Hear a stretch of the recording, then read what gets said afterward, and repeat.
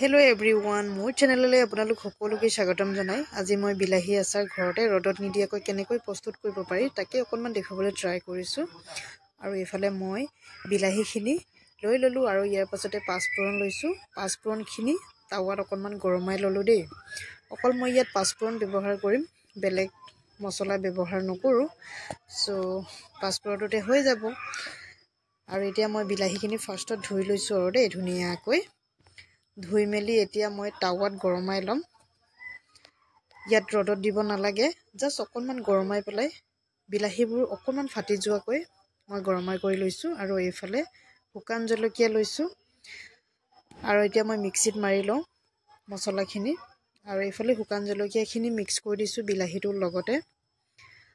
আৰু এতিয়া হালধি, নিমখ, ৰেড চিলি গোটেই কিটা মিক্স কৰি দিছো দেই। মিক্স কৰি মেলি এতিয়া পাঁচফোৰণখিনিও মিক্স কৰিম লগতে। মই ইয়াত বেছি তেল ব্যৱহাৰ কৰা নাই, আপোনালোকে নিজৰ ইচ্ছা অনুযায়ী ব্যৱহাৰ কৰিব পাৰে। এফালে মই পাঁচফোৰণখিনি দি দিলো এতিয়া। আৰু এইয়া মছলাখিনি ৰেডি হৈ গ'ল, গোটেইখিনি এতিয়া লগাই দিলো। এতিয়া অকল তেল আৰু ভিনেগাৰ দিবলৈ বাকী আছে দেই। তেল আপোনালোকৰ জোখৰ অনুযায়ী দিব লাগে।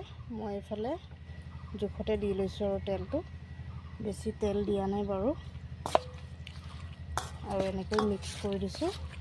ইয়াৰ পাছতে মই ভিনেগাৰ দিম এতিয়া। ভিনেগাৰ দি দিছো।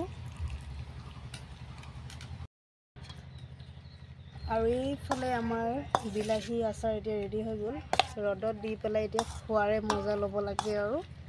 সো আপোনালোকে যদি মোৰ বিলাহী আচাৰ ৰেচিপিটো ভাল লাগিলে তেতিয়াহ'লে প্লিজ মোৰ চেনেলটো ছাবস্ক্ৰাইব কৰিবলৈ একেবাৰে নাপাহৰিব। আৰু লগত থকা বেল আইকনটো প্ৰেছ কৰি দিব।